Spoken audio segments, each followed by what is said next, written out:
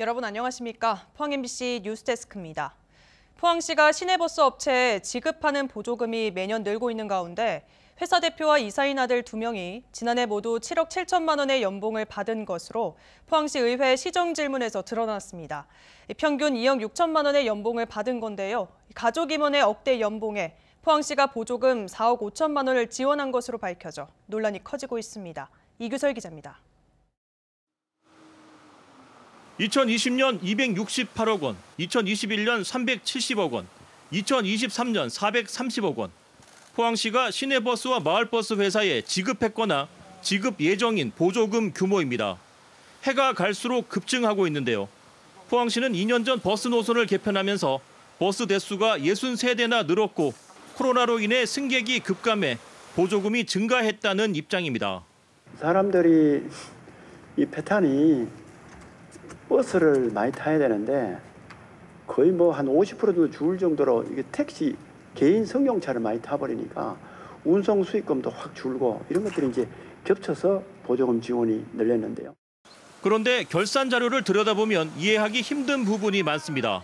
버스 회사는 승객 감소로 적자가 늘었다며 포항시에 더 많은 보조금을 요구하면서도 정작 대표이사와 임원들은 지난해 연봉으로 7억 7천만 원을 받아갔습니다. 아버지와 두 아들이 임원으로 등재되어 있는데 평균 2억 6천만 원을 받아간 겁니다. 임원 3명의 인건비 7억 7천만 원 중에는 포항시 보조금 4억 5천만 원이 포함되어 있습니다. 아버지와 두 아들이 임원으로 등록이 돼 있습니다. 해마다 수백억 원의 예산이 투입되는 과정에 굳이 세 가족이 이렇게 임원으로 구성하는 것은 적절해 보이지 않습니다. 포항시는 임원 인건비 상한제에 대한 규정이 없어 개인 회사 임원의 연봉을 포항시가 마음대로 정할 수는 없다는 입장입니다. 한편 포항 지역 시민단체들은 지난해 시내버스 보조금 지급과 관련해 감사원 공익감사를 청구해 현재 감사가 진행 중이며 결과는 내년 1월쯤 나올 것으로 예상됩니다. MBC 뉴스 이규설입니다. 지난 4월 관련법 개정으로 인구 50만 이상 지자체도 지방연구원 설립이 가능해짐에 따라 포항시도 지방연구원 설립에 적극 나서기로 했습니다. 이강덕 포항시장은 오늘 시의회 시정질문 답변에서 시정 발전에 관한 중장기 계획을 수립하고 전문성이 떨어졌던 외부 용역기관의 단점을 극복하기 위해 내년에 설립 타당성 검토 용역을 거쳐 지방연구원을 설립하겠다고 밝혔습니다. 지금까지 지방연구원은 인구 100만 이상 도시만 설치할 수 있었기 때문에 포항시는 테크노파크에 정원 5명인 정책연구소를 두고 시정 전반에 관한 연구를 수행해 왔습니다. 포항시가 상습 침수 지역인 대송면 제네리 주민들의 집단 이주를 추진하겠다고 밝혔습니다. 이강덕 포항시장은 최강렬 의원의 시정질문 답변에서 대송면 지역은 공업지역이어서 재건축이나 재개발이 힘들지만 정부의 건의에 LH가 현 주거지를 매입하고 주민들은 다른 곳으로 이전하는 방안을 추진하겠다고 밝혔습니다. 만약 LH의 부지 매입이 여의치 않을 경우 경북개발공사를 통한 사업 추진도 차선책으로 검토하겠다고 말했습니다. 울진 죽변면에 있는 군사용 비상활주로가 한올원전의 안전을 위협하고 지역 발전에 걸림돌로 대두돼 수년간 논란을 빚어왔는데요. 울진군이 죽변의 비상활주로를 없애고 기성면에 있는 울진 비행장으로 이전하는 방안을 적극 추진하고 있습니다. 하지만 기성면 주민들은 지금도 비행 훈련원 때문에 심각한 소음 피해를 겪고 있다며 반대 입장을 분명히 하고 있습니다. 김영일 기자가 보도합니다. 지난 1978년 조성된 울진군 죽변면의 군사용 비상활주로입니다. 인접한 한울원전의 안전을 위협하고 전체 면적만 13만 제곱미터로 죽변면 지역 발전의 걸림돌로 인식되어 왔습니다. 울진군은 국방부 국민권익위와의 협의를 거쳐 최근 이 비상활주로를 폐쇄하고 기성면에 있는 울진 비행장으로의 이전을 추진하고 있습니다. 하지만 기성면 주민들은 강하게 반발하고 있습니다. 울진 비행장은 지금도 비행 훈련원으로 사용돼 하루 200여 차례 훈련용 비행기가 뜨고 내리며 심각한 소음 피해가 발생하고 있습니다. 기존의 소음은 말도 못하도 지금 비행기가 보통 약 한 1분에 한 번씩 뜹니다. 1분에 한 번씩 뜨는 것도 우리가 그걸 듣고 지금까지 참아왔는데 또 비상할주로가 온다는 것은 우리는 도저히 용납할 수가 없습니다. 또 2천여 명의 기성면민들의 생존권은 무시한 채 울진군이 사전 협의도 없이 밀실 행정으로 비상활주로 이전을 추진했다며 비판하고 있습니다. 이게 결론은 확정을 지어놓고 저희들하고 공표한 거나 똑같지 않습니까? 그래서 저희들은 아무래도 면민들은 지금 화가 나는 입장입니다. 기성면민들은 지난 6일 비상활주로 반대 투쟁이 출범식을 열고 본격적인 반대 운동을 시작했습니다. 우리 기성면민은 앞으로 반대 서명 운동과 걸기대를 통해 가지고 우리의 목소리를 최대한 알리고 이게 관철이 될 때까지 끝까지 투쟁할 것을. 울진군은 윤석열 정부가 새롭게 추진하고 있는 신한울 원전 3, 4호기의 건설을 위해 인접한 비상활주로를 폐쇄하고 울진 비행장으로 이전할 수밖에 없다며 반대 목소리가 있지만 기성면민들을 적극 설득하겠다고 밝혔습니다. 신한울 3, 4호기 건설 관련해서 안전상의 문제로 그 비상활주로는 지금 이전할 수밖에 없는 그런 상황입니다. 기성면민들이 수용할 수 있는 그런 단계까지는 저희들이 계속 소통을 해나갈 그런 계획입니다. 오랜 논란을 빚어온 군사용 비상활주로 이전이 기성면민들의 반대에 부딪힌 가운데 울진군이 어떤 해법을 내놓을지 관심을 모으고 있습니다. MBC 뉴스 김혁일입니다. 화물연대 총파업이 15일째 이어지는 가운데 포항 철강 산업단지에서는 비조합원을 중심으로 제품 출하가 재개되고 있습니다. 포스코 포항제철소는 어제부터 비조합원 화물차를 통해 제품을 내보내고 있고 현대제철 포항공장도 어제 오후부터 하루 출하 물량의 절반 정도인 약 4,000톤을 출하하기 시작해 오늘은 평소 물량의 70%까지 운송하고 있습니다. 한편 정부는 오늘 철강과 석유화학 분야에도 업무 개시 명령을 발동하고 화물연대 소속 차량 등을 대상으로 현장 조사를 실시했습니다. 경주 대릉원 일원에 있는 황남동 120호 고분은 5세기 후반에 조성됐고 무덤 주인은 귀족 남성이라는 조사 결과가 나왔습니다. 신라 고분 중 완전한 형태로 발굴됐고 다양한 유물도 함께 나와 신라 생활 문화를 이해하는 데 학술적 가치가 높을 것으로 평가됩니다. 임재국 기자입니다.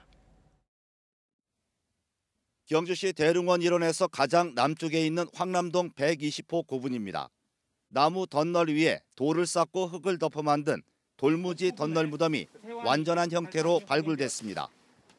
고분에선 금 귀걸이와 은으로 만든 허리띠, 철제 칼 등 다양한 유물이 쏟아졌습니다.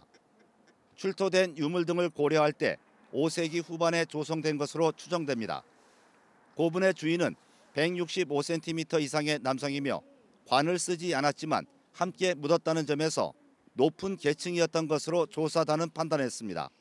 금동관이나 금동관모 또 은제 관식 이런 유물들이 출토된 점으로 보아서 신부는 비슷한 그런 이제 최고 계층의 그런 이제 귀족층 무덤이라고 보시면 되고요.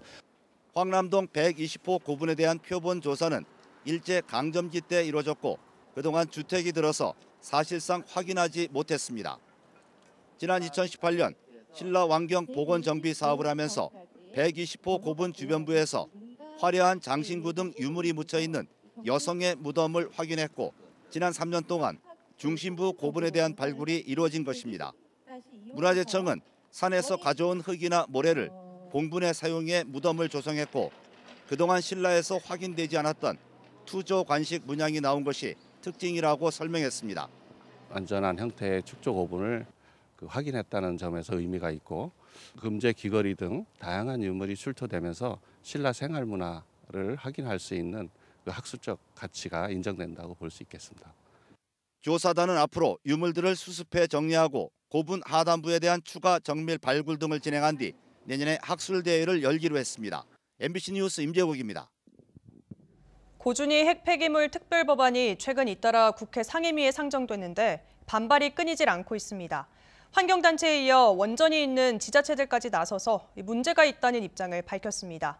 이유가 무엇인지 장미쁨 기자가 보도합니다. 경주 월성원전에서 운영 중인 사용후핵연료 건식 저장 시설입니다.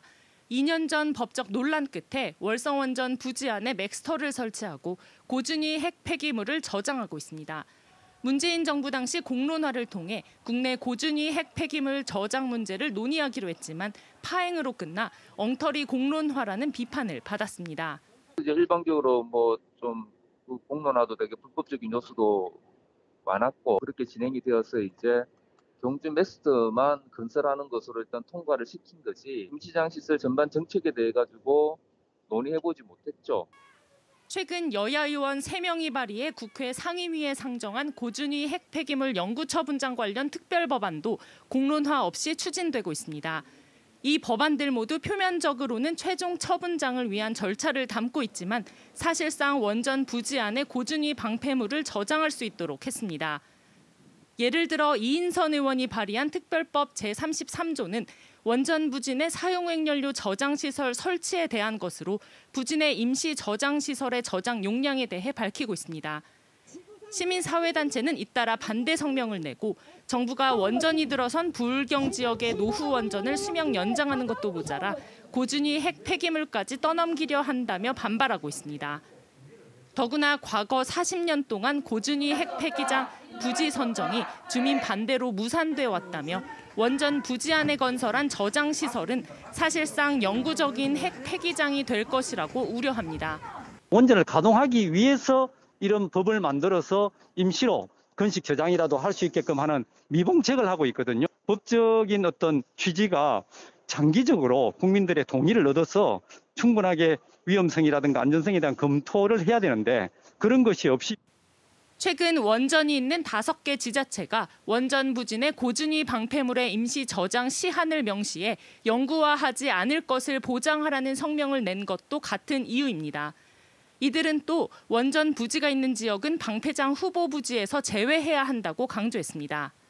사용료 해결료를 현재 그 원전 지자체에는 보관하지 않도록 해주시고 그다음에 그간에 보관하여 어떤 기간에 대하여 적절한 보상을 해줘야 된다. 이런 내용입니다.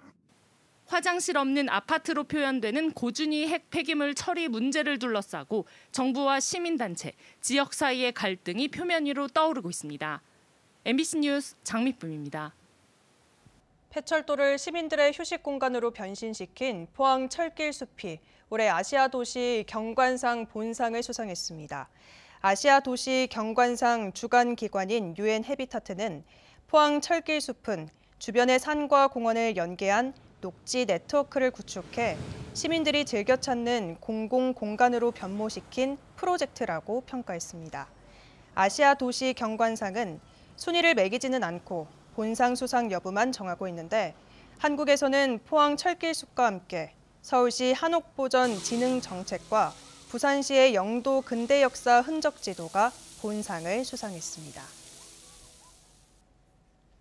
경북 동해안은 내일도 평년 기온을 웃돌며 큰 추위는 없겠습니다. 다만 건조특보가 발효 중인 만큼 화재 예방에 주의해 주시기 바랍니다. 조주경 기상캐스터입니다.